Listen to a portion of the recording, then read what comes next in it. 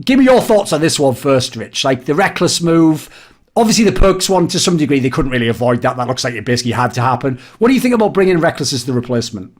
I think it's a good move. I think that I think the only move you could have done that was any better would have been if you could somehow have got Patrick, but I think that was very unlikely. I mean, he was under contract, and yeah, and Rekkles is free. Yeah, Rekkles is a free agent. That's pretty good. From a branding perspective as well, like actually, you know, if I'm the GM of G2 for this offseason at least, and I have the choice between Rekkles and Patrick, even though I think Patrick's a better all-around player, I would have gone for Rekkles as well. For one main reason, which is Fnatic are finished. As an org in League of Legends, these guys are finished. I don't mean, you know, from tomorrow they're going to be irrelevant and no one's going to have heard of them, whatever. Just inevitably. This is the beginning of the end for them. Yes. I mean, arguably, Cap's leaving in the manner that he did, and that was the first domino for sure. Yeah, and that was, and I remember, I don't want to make this about me, but I remember speaking to Fnatic management at the time when the Cap thing was going on. In my opinion, this was avoidable, or at least a fightable situation. And I was like, if you let this happen, this is the start of this is the beginning of the end, because you're just going to be trending downwards. Like they basically just let G2 come and take them from behind. Like it was pathetic how they dealt with that situation, and I was not remotely surprised when they didn't put things in place to seal Rekkles up, because it was so obvious to me as well that the closer we were getting to free agency, that the bigger a window you give G2 to make their pitch, to work their magic. I'm not going to specifically, you know, suggest what else they may or may not have done. It doesn't matter. But the closer it gets to that period of time, the more convinced I am he's going to leave. People were talking about the whole way through, like, will he go, won't he go?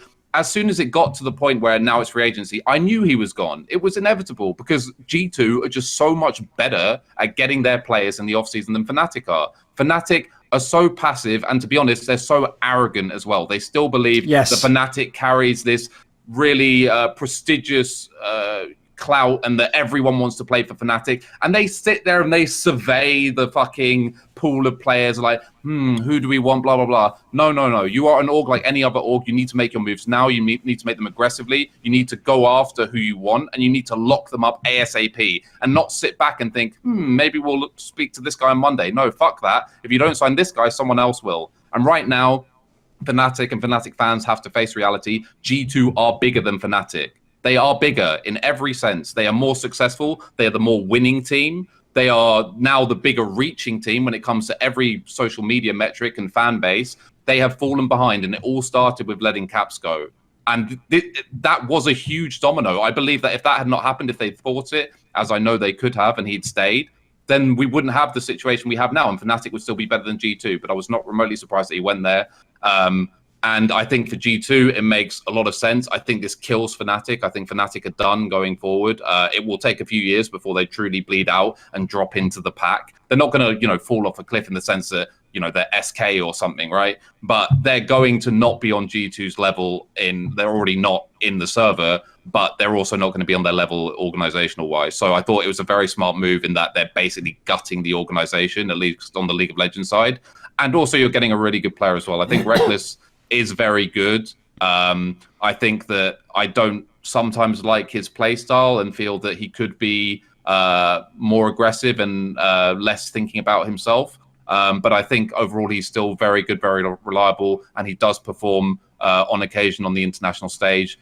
And I have no worries about him at all, other than, to be honest, slight reservations about his personality. But I think that there are enough people with solid personalities and mediators in that organization that I worry less about him on G2 than I did on Fnatic. I think he's actually was more, I don't want to use the word toxic because maybe that's taking it too far, but I think he was allowed to be more of a diva on Fnatic and held more power on Fnatic than he will on G2. Rekkles was Fnatic. After Caps left, Rekkles was Fnatic. Rekkles is not G2. G2 is bigger than Rekkles. Fnatic now, sadly, is not bigger than Rekkles. So I think he's actually going to be in a healthier position for him.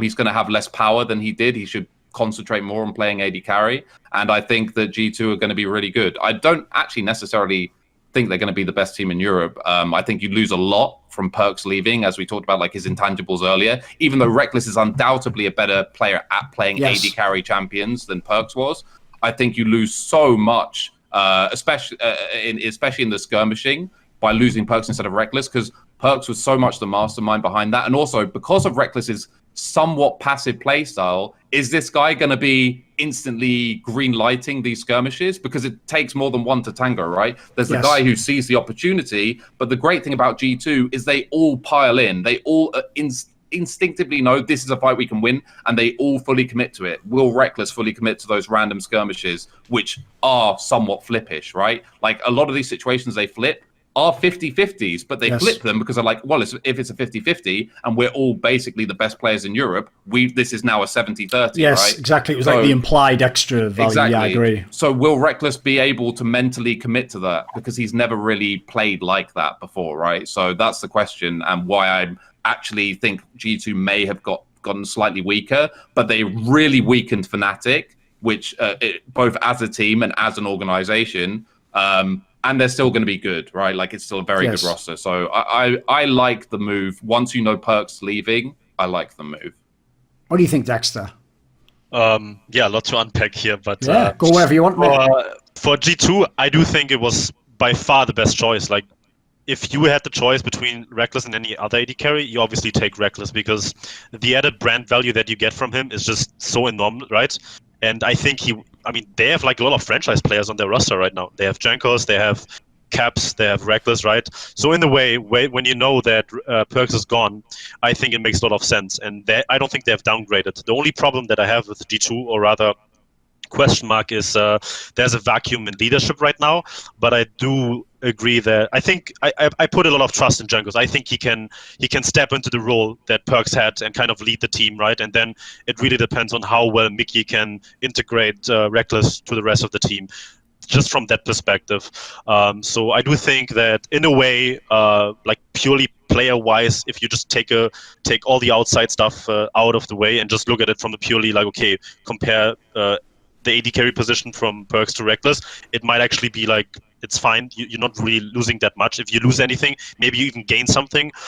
So I think I really like that. And their ambition is obviously to win Worlds, right? I mean, that's pretty clear that G2 has the ambition to win Worlds. I think it's the only roster move that could have maybe gotten them like to that point where they can do. And now to Fnatic, I think Fnatic is in a lot of trouble just simply because of how they conducted this off season. And if you look at the player contracts that are running out, or when they're actually running out, they're now facing the big problem next year that they have 3 of their best players, I think, Bippo, Selfmade, and Hillesang, all their contracts are running out. So it goes back to my thesis. I think Fnatic is it's not the same situation, but in a similar situation as TSM, where now they are facing reality, basically, that imagine if they would have spent that bit of extra money to convince Caps to stay. Now they wouldn't have been in that situation where they're now, okay, what are they doing now? They have to massively overspend and compete against teams to basically convince those 3 players, if they would want to stay. And it's very, very expensive, right? For me, it tells a lot that Hillesang has only signed a 1-year deal with that. I think that's a pretty big story in my book, that if you couldn't convince that player to stay for like 2 or 3 years, that is a big problem. And like Rich said, I think the music is out. I think Fnatic, I don't know how their financial situation is looking like, but I would assume that now that G2 is in a situation where they have a monopoly on all the best players, right? Everyone wants to join G2. They can handpick their players. And while at the same time, if they ever find themselves in a situation where they have to replace someone, they can make another $2 or $3 million from buyout, right? They are now in a position where they've basically transcended their roster in a league where they have so much demand from the North American side that they can just, who knows who's the next player, right? If Mickey wants to like go to North America, or Jankos or Wonder, they're going to ask for like a lot of money, right? So now I think they have a clear monopoly on all the great talent, and not only in League of Legends, right? I think they also have very, very great people in the other roles. So for me, it's just G2 has gotten so much through it, and even if Rekkles doesn't work out, you can sell him next year because he is on a 3-year deal now. Fnatic was never in that situation where they wanted to sell him. So, like I said, I think the downside to that, if it doesn't work out the roster, they can sign any of the other available AD carries next year, make that change, and make a fuckload of money on the buyout that Fnatic didn't get. And like I said, if you are Fnatic this year, you have to make sure that everything goes right. You perform very, very well. Otherwise, you have Upset and Nisqy on like longer term deals, but the rest of the roster, what is happening, right? Carlos comes along and says, okay, if Selfmade performs really well and is an elite jungler, and maybe Jankos wants to do a different direction, I know I've been working with him for like 5 years, that he is obviously thinking about what's next, and maybe it's this year that he's gonna decide, hey, I want to try something else. Then you can just sign Selfmade for free again. So Caps, Rekkles, and Selfmade. If that actually happens, I don't really think that you can make a strong argument that it's going really well for them. I do think they are not going to be significantly worse off like this year, but I don't really know how 2022 is going to look like for Fnatic. It might be a completely different team depending on their financial situation. They now have to compete against players that are very, very desirable on the market, that might even have big offers from North America. So convincing those players to stay is going to take a lot, and it might get very, very expensive. And then I don't really know who are the replacements, right? What can you realistically do to replace some of these players? We obviously don't know. Europe has a lot of great talent. Like, we might find the solution somewhere in the academy leagues, right? And I was actually very surprised. Like, historically, Fnatic was always the team that has banked on rookie mid laners and has like, developed the talent, right? Whereas now they actually went the opposite and said, okay, we actually sign Nisqy, who is like proven talent, and as a backup we kind of signed Febvin, right? So if Nisqy doesn't work out, they've still made the insurance that, okay, we can maybe sub in Febvin. He has been with the team, he knows how it works. I think he's still that was their best signing, to be honest. Signing Febvin as their backup was their best signing. I do think it was a great signing, because now you're giving you a bit of a cushion, but at the same time, you buy out a player from North America. Again, I don't know what the finances of that deal. I would have assumed it wasn't really that cheap. So if you buy out a player and you have to replace him, it's going to cost a lot of money again. And yeah, next year, I mean, this year is very, very important. And I fear, like, if I would be the GM of this team, I have no idea how I would convince these 3 players now to sign a deal this year and basically not allow them to go to free agency. Because if I'm a player, I'm going to sit it out. I'm just going to wait until the 17th of November. For sure. And then I'm just going to sit it out. Whereas in G2, you know, all the players are on 3-year contracts. And Carlos has put himself in the position now where he is just, yeah, like I said, he has the monopoly on talent in Europe. If he ever needs to raise money, he doesn't have to do it anymore. He can just sell a player, right? Caps is probably going to be even more expensive if he ever decides to find. So yeah, he is in a position now wherever there's a free agent that is potentially a side grade, he just financially, if I'm looking at it, I would just sell the player, sign him on for free, make a lot of money in the process, and then can refinance. So I mean, just based on what I think these players cost, I mean, I don't think Fnatic can compete against G2 financially in any way right now, at least until they make significant, like they raise a significant round. And I'm not convinced that this is just purely from a financial and like business standpoint. Fnatic is in a lot of trouble based on the next 2 or 3 years, how it's going to look like. And you have other organizations that have greatly stepped up their scouting and how they have handled the league, right? You have Rogue, I think you can make an argument for them. They've made a decent amount of effort of getting a strong roster. They're on their heels. Mad Lions, I don't know how that roster is going to perform this year. You still have like Misfits. Vitality financially. Yes. Vitality is by far, they're poised the next couple of years, it feels like. Yeah. Vitality is like outside of League of Legends, they have incredible talent. So for me right now, they have a lot of pressure to make sure that next year, maybe they probably tried this year, but next year when a lot of pieces are free again, I assume they're gonna go very, very hard on assembling themselves a top 3 roster again. So now all of a sudden you have to compete against these teams. You compete against Misfits and overactive media with North American capital, right? Capital is not Mad Lions is Mad Lions, yeah. capital from North America is not the same as Europe, right? So Fnatic is facing these issues moving forward, in my eyes, that are incredibly difficult to solve. And I would not want to be a GM of that team, because you are being put in a very, very tough situation where, it might actually be the beginning of the end with Caps. And now Rekkles leaving. If actually the other 2 or 3 players are actually leaving after this year as well, then I don't know how you can justify it to your fans. I think it's a very, very tough sell in my eyes. But let's see how this year goes. I mean, they might not even be maybe the other teams are stepping up massively, and they might not find themselves in the same position than they were this year, right? So coaching stuff-wise, I don't know what impact these two are gonna make, Toki and Yamato, to briefly touch on that. So I think Upset has a lot to prove that he is ready to step into the footsteps of Rekkles, because he was a franchise player. He was a great player. I thought he performed really well at Worlds. So really big changes for Fnatic are coming probably in the next couple of years down the line. And like I said, once you're dropping out of that top 6 or top 5 or something, it becomes incredibly expensive to re-sign talent. And Vitality is finding themselves in that situation now. They probably have to spend massively, overspend, to convince players to join their team. But since we're obviously doing G2 and Fnatic at the same time, because I guess they are so intertwined in terms of the off-season basically defined their fate. The funny thing is, if this was just a normal year, I would actually say what I say on all my shows, which is just like I said in the intro, I actually think the fact that Fnatic was performing anywhere close to the level G2 was the last few years is actually incredible work on their part.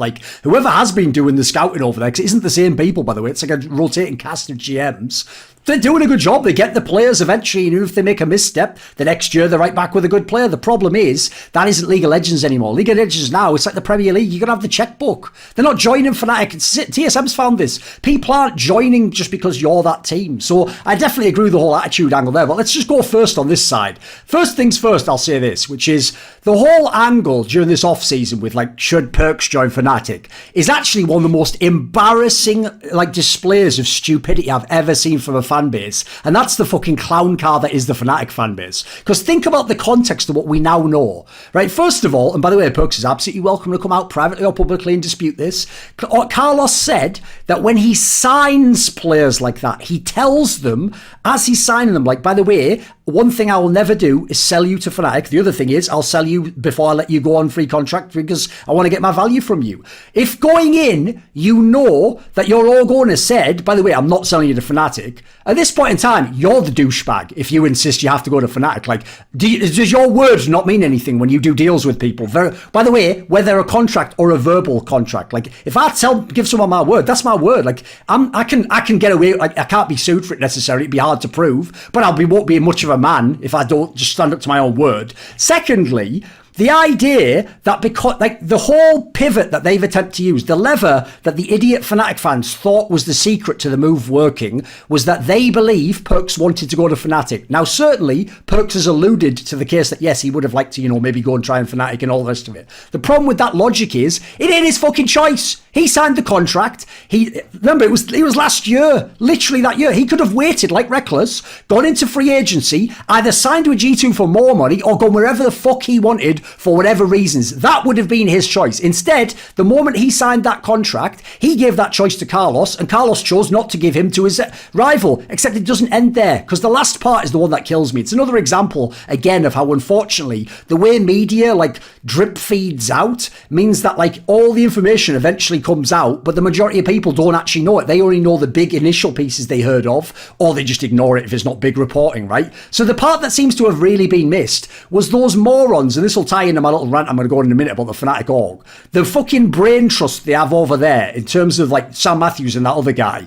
Did that stream before the deal was done, where they had the gall to be and it's not even that he was allowed to talk to us. By the way, none of your business. You have no obligation for him to be allowed to talk to you under any circumstance. That's even the way the fucking rules work. And you're the fucking idiot staring to complain about poaching. Shut the fuck up, you idiot. You're the ones who wanted to enforce those rules when it was your player leaving. Even though the irony is your player didn't even get poached because he was actually a fucking free agent. It's just you claim obviously you spoke to him during the season. This is the part that blows my mind. Is think about it, right? On that stream, they say say, and it's not even true that we couldn't have had the money. Then, like, in the next breath, they're like, but actually the amounts that you're hearing about from Cloud9 are incredibly high. Like, oh, give me a break. Like, so what you want is, right, Carlos to give you his most iconic player, potentially still in his prime, with all the intangibles any Western player ever had, for a fucking discount of millions. And what? Because people who are, as far as I can tell, think anime replaces an education, want him to be on Fnatic. Like, that ain't a really good fucking equation at the end of the day. Like, that's garbage.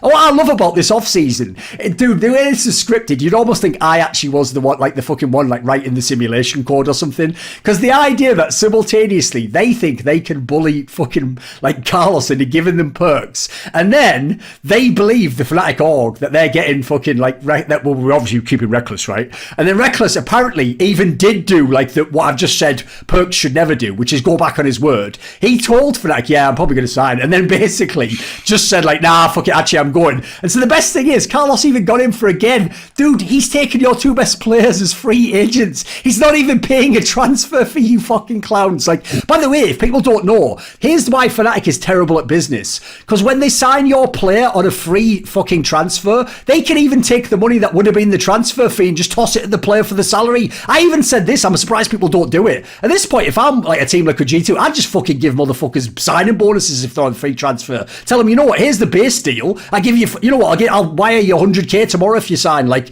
mate, they could do this. Like, G2, I know they have more resources, so they should be winning in this sense. But basically, Fnatic took all their strengths and didn't capitalise on them. They've been outgamed so hard. It's fucking insane. Like, I don't think I've ever seen anyone lose an off-season harder relative to what could have been the case. Remember, in their world, they were going to have Perkz and Rekkles, and then they'd be the like dominant force. Like, this is mental how much they got outplayed. Looks like you want to say something, Rich. Jump in.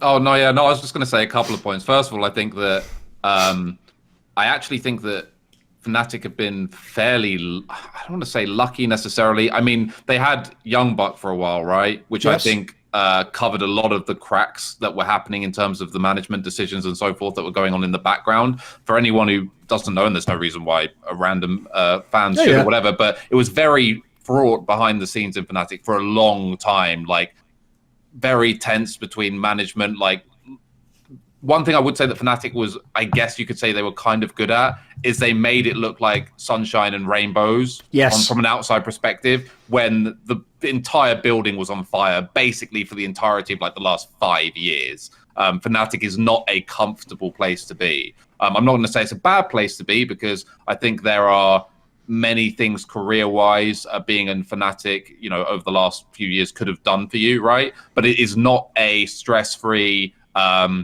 you know, particularly happy place to be. It's very tense typically at Fnatic. I think one of the biggest mistakes they've made is that Sam Matthews still has seemingly majority of control there. Yes. This guy is a categorical moron who knows nothing about esports or business on any level. This guy parades around doing various different shows and always volunteering to go as part of a panel, whatever. If you ever hear this guy open his mouth for an extended period of time and you know anything about the context of which he's trying to talk towards, it's very clear he doesn't know anything about. He's basically a mimbo, if people know that term. Like, he's just like a fucking good-looking guy. That's it. He's ridiculous. Exactly. He's actually ludicrous guy, I know. I mean, it's all smoke and mirrors. For the few people who are in attendance, he did a really funny talk a couple of years ago, which I unfortunately don't think anyone recorded, but when he was basically talking about women in esports and why they can never be successful.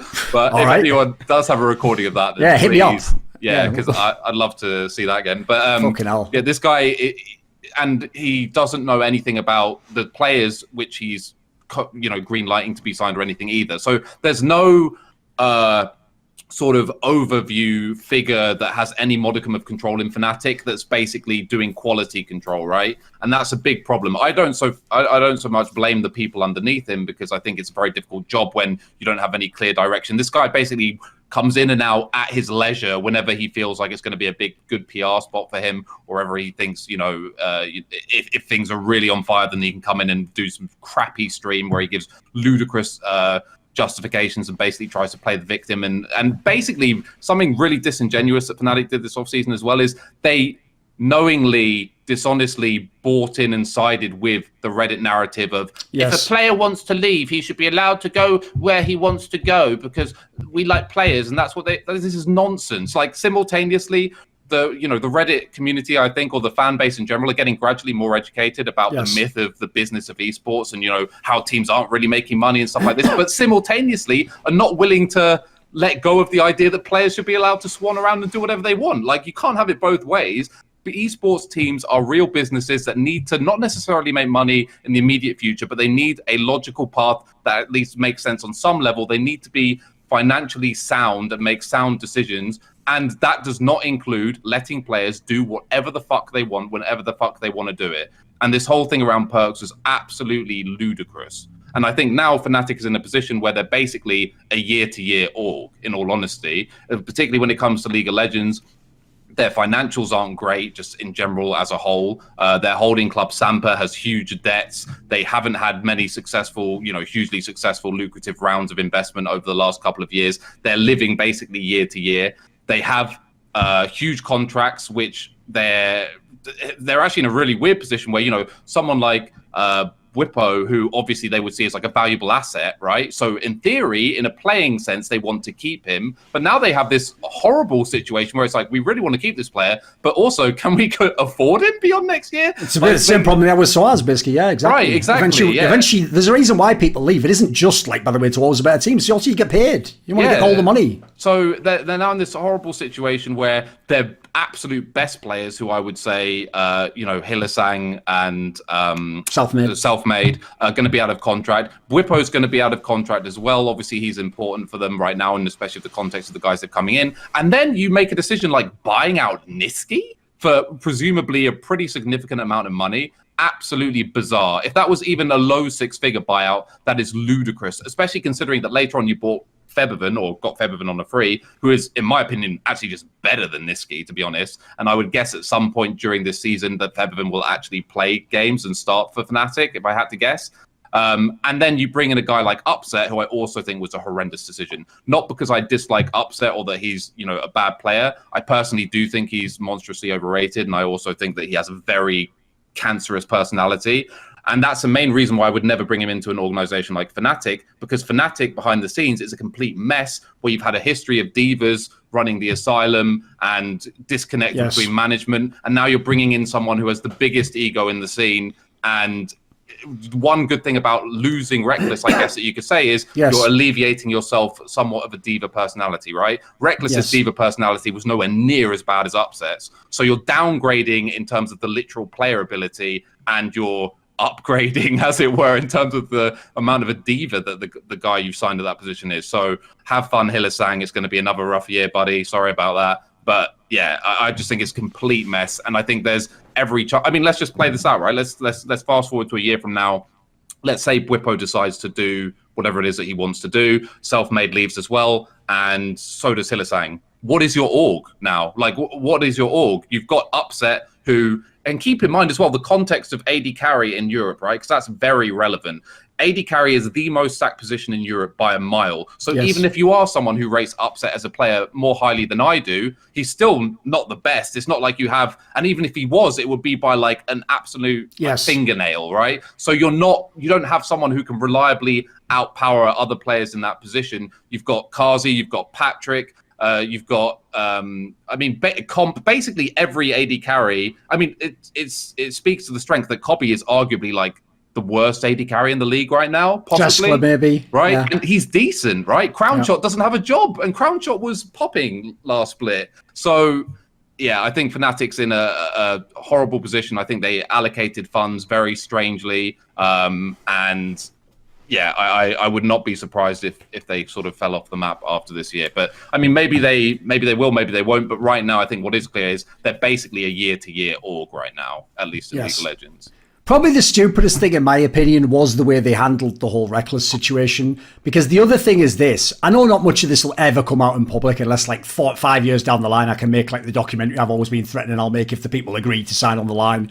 Which is basically, as far as I know, even sometimes from Fnatic players, I'll say, Rekkles a bunch of times basically pulled like it's him or me type ultimatums, and there's a reason why Caps, Youngbok. Yeah. I mean, the only one that was good was maybe if he's the one that got rid of Brock, so fair play, Rekkles. I'll give you points for that one. Well done, mate. But like, if the idea that you're going to let people like Caps, Youngbok go, like, mate, you'll never have people as good as this in your org ever again. Never again. Not in the history of esports. Unless something incredible happens with the investment or someone like some like fucking billionaire buys the team. It ain't happening. Like, so the idea you do all that for this guy. The results are even there, where by his logic, if he really believed in the teams and the players that they're bringing in, then he should be like, right, we're just one move away, right? You know, we're not far from getting to where we want to be. And then he leaves as well. Then it was all for naught, wasn't it? You never got any championships out of it. The best you had was like some top 8s at Worlds and some second places. Like, was that worth tossing aside the best mid laner maybe ever to play in the West? A coach that has like ludicrous intangibles, maybe isn't the best X's and O's coach. We've also found if you have good enough talent in Europe, it ain't about fucking coaching with X's and O's anyway. Like, Grabs isn't doing that. So to me, they've so misplayed their hand on that one. On the Rekkles side of things, first of all, this is like fucking the richest cream in the world for me. I can barely eat enough of it because he's just a disloyal little bitch. Like, he literally has been proven to be that. It's unreal. And on top of that, he doesn't believe in any of his teammates. All those people he's played with, it was nonsense because guess what? He was one of the problems the last few years. I will say it's crazy because one thing I'll give him positive for is he played pretty fucking good during the time that they had all these problems. Somehow it didn't affect his game, which I'll say props. And also on the whole angle, if we look at him in G2 now, I actually agree in the sense that it's going to this is going to drastically change the playing style of the team. Everything you loved about the way G2 played the last 2 years, that's gone. Like, now they're just essentially like a traditional European League of Legends team. They've got the 2 mega solo laners who I think will be fucking side laning every time it's possible. And Rekkles is just going to be the AD carry who stays in lane and joins the team fight. Like, he isn't going to be doing any of the shit like you said, Rich. Like, he's not going to be going into mad IG like 24/7 skirmishes. That isn't Rekkles' game. And I know anytime you dare say the word passive, every moron Rekkles fan comes out, but he's not. It's like we're talking about as a tendency, or in his case, definitely as a philosophy. He is not the guy who's like Jaculate. He's not going to put himself in harm's way to like hard carry a fight. I always thought, actually, I think you made a great point. I'll tie into that. My opinion, one of the reasons I never quite rated Rekkles' game as high as all his fans do is exactly because if I actually look in isolation selfishly and say, right, to both have a chance to do damage, but also to definitely stay alive and I won't die and I won't be the worst guy who lost the game, he plays the game exactly as you'd want, right? He plays like if you had a computer tell you what the theoretical odds are. The problem is, what you described there is actually perfect because the great players, I know this from Quake, where people take fights that don't make sense, you know, but they're the better player. The great player knows the odds aren't the same for me. I can essentially break the matrix. Like, I can take the 40-60 fight and make it a 50-50. So the whole point is I can opt into these ones. And in my opinion, that's what G2 was the best at. Like, they were unreal at knowing how to come back to it. Rekkles ain't going to do any of that shit. So in my opinion, you're back to a normal sort of meta of the game. That's not surprising, by the way. I don't think any team ever has played the way G2 has. I think like, for example, the IG that won Worlds was like a worse version of that, in my opinion. They just had certain players that were better. They just brute forced it. So I think that they can still be the best team because there is no G2 to compete against them. That's all fine. They can still be a great team. Maybe it all works out awesome. So I get the move. I like the move in that sense. I do think, though, that like on the Fnatic side, I wanted to just get onto this part and we may make this a big topic and then we'll see if we'll wrap the show after that. On the Fnatic side, I'll touch on what you said there, right? It's the attitude that is mental. Because I gave them all those props a minute ago, right? I said, yeah, they've done a great job scouting. Also, when I made that video where I said they don't sign top talent, sadly, a point I didn't really make in it because fans they never think of these packs themselves. You have to like present the points and then they pick among the points which they think is correct because they don't think for themselves. They're just a menu of what opinion they're going to copy from you, right? The problem is this. Yes, of course, they've had players come to the team that were top players. They never fucking bought them. There was no $1 million buyouts. You know, like, it's not like Soaz came because they bought him for $2 million from Origin or something, is it? Like, he just came when he was available. Like, that's the problem. Fnatic relied, and you can't rely on this in the modern day, on being the geniuses of getting all the top talent rookies and all the players who were up and coming and getting the first 2 years super productive, and then you have to redo it. Well, the problem with that is, as TSM's found out, the reason you used to get those players, you were also playing, coaching and scouting on easy mode. They already wanted to join Fnatic. You already had at the time the highest salaries, or you'd be up there. Like, you had every factor, and you had your Expects, Soazes, and you fucking reigning champions. Every factor as to why a young player would want to join exists. Zero of those factors exist now. I'm not joining this team to play with Selfmade, even though he's the best jungler, because he's still in his fucking, like, he's starting his 3rd year now, guys. He isn't a legend. He's not Rekkles. He's not Soaz. He's not Expected back in the day. Like, that's the problem. There's no pull of the superstars. You can't pay me the most. In fact, now it's getting... Actually, without revealing numbers, it's getting embarrassing now. Like, now I'd bet like half the league could pay as much or more and do my buyout as well. And then thirdly, and this is the killer, you had the pick of the litter before. To be a genius picking among rookies, basically the genius is that you dare take a rookie. That's the genius, that you'll dare take a Febiven. Right? When everyone's scouting the rookies... Mate, they're not even coming to your team anymore. Like, they're going to the other teams now. And you might have had the best scouting when nobody scouted. The other teams just get motherfuckers who like have all the deep connections and all the ARLs. Like, there's a reason why some of those teams, like the idea that Mad Lions and Rogue in the server are competing at the level of Fnatic and this year might exceed them. You have fucked up your org massively if that happens. I know some of them might have good money, but that you should have had all these intangibles that made you the best still. So the idea that, like, put it this way, here's the thought exercise I want fans to do. Because to me, the Niski signing is mega underwhelming. Like, I don't hate the idea he comes as a player, but I better have some gods in the other fucking positions if he's coming. Mid lane in Europe is what the fucking game is about. It's why everyone always never understood that genius way I had of criticising Nemesis. Where even though I will criticise him and think he's like an arsehole as a person, a bit overrated as a player, I just phrased it in the most genius way of it. Because what I did is I said a statement which everyone would agree with, but still triggers idiots. Where I said that statement, which is that, like, if you look through all the players that have won LEC, the worst mid laner arguably was Febiven because he was a rookie. And if it's Febiven, fucking hell, it's hard to win LEC. So the idea that, like, Nemesis or now Niski is winning LEC, child, please. If he does, then he goes straight on that fucking list as the worst now, doesn't he? So, like, the odds, the idea that that's the position we're gambling on someone who's not a proven, like, S-tier player is mental to me. So I think if you look at this lineup, right, bearing in mind Selfmade is only, like, he's only had the one godlike year and he was pretty good as a rookie, right? He's not even he's a guarantee that he's going to be god tier, but yeah, I'd put my money on it. You take Selfmade off this team. Try this thought exercise with any other team. Take Selfmade off this team and put anyone except Jankos as the jungler, and this shouldn't even be a Fnatic roster. This is like a roster of like a mid-table team, and nobody would be hyped about it. I know, again, because Fnatic fans are the TSM fans of Europe, I know they're all going to find a way to get hyped, and they're all going to believe it's all going to work out. Like, it ain't. Like, the actual best case scenario, I think, is what you described. It's that it sort of goes to shit the first half of the split, and then Febiven just comes in, and hopefully that mix works. I mean, he's a strong player, and then you just turn it around from there. Even then, I don't know how you win in LEC. Like, I think this whole thing's sad as fuck, because it's like, not only did they fail, but sometimes they failed where they used to be really strong, and they could have actually still had some of those like qualities now, but they're not gonna matter anymore. Like, as we're saying, especially, by the way, as it's been alluded to, if Selfmade leaves to G2 at the end of this year, just fucking kiss the org goodbye. It's a waste of time at this point. Like, that's the last one of your... Like, at this point in time, it's like these motherfuckers have found, like, they found 5 of the golden tickets from Willy Wonka, and then your business plan is to keep finding them every year. It ain't going to happen, is it? Come on. I mean, I think also should not be underestimated as well is that Fnatic had like a 3-lap lead when League of Legends became a thing, yes. Right? In Europe especially, basically, there was only one really famous organization, or arguably like NIP or something, or like SK and Counter-Strike at the time, right? But in terms of that, we're actively participating in putting any kind of investment into League of Legends. Fnatic was the only esports organization anyone had ever heard of.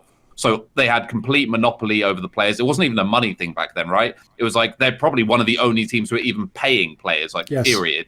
And they would have been paying them most likely either cash in hand or with some shitty IC contract of like legit. Like Xpeke in season 1 was probably getting like 300 euros a month, like 500 euros a month, right? So they had this huge head start just because of the clout and the name that this was basically the only relevant org even participating in League of Legends. And then they were able to ride that wave without having huge increase in cost for literally 4 years, right? Season 5, or to be honest, really season 6, because that's when Immortals came in and really sort of inflated the value.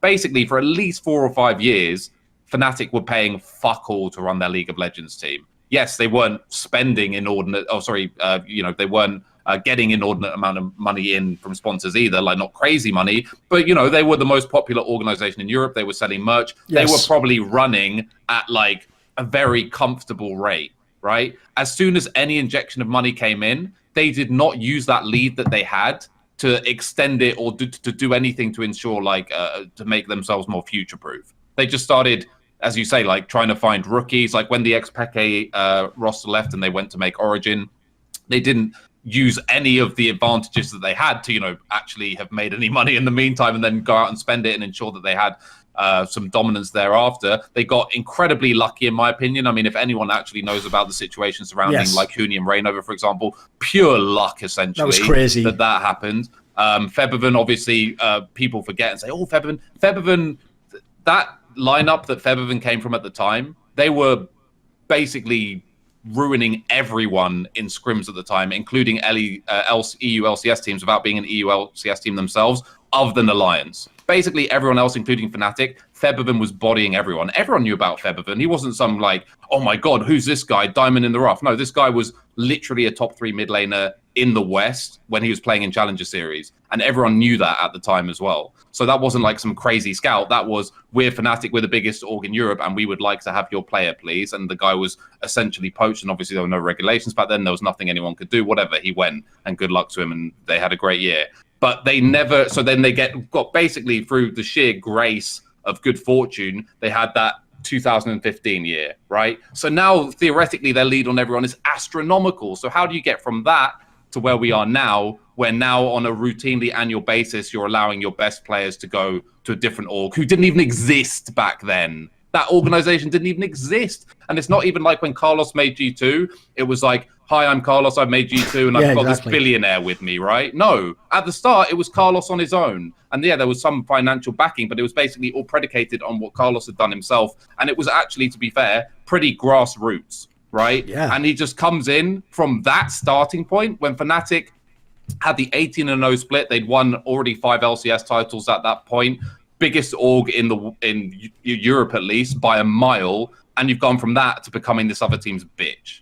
Like, basically, imagine 4 years. If people want to know what the analogy is, like, because as you say, that year, the season 5 year, where obviously in theory they hit one of their highs, sure, the Caps like Rekkles lineup was good later on, but this was like, yeah, where they locked into another lineup that was like a, you know, international quality team. That, like, if you pause the video there and you tell fans in that summer, by the way, you know this Fnatic team that's like looks unbeatable now, and they've done all right. Yeah, in about a couple of years, Gamers 2, oh yeah, that shitty little org that can't even qualify for like out of Challenger. Yeah, they not only like take all their best players and stuff, but like they massively out exceed them, because obviously like these next years, by the way, is also where they're going to like erase every one of like Fnatic's records and shit in the past.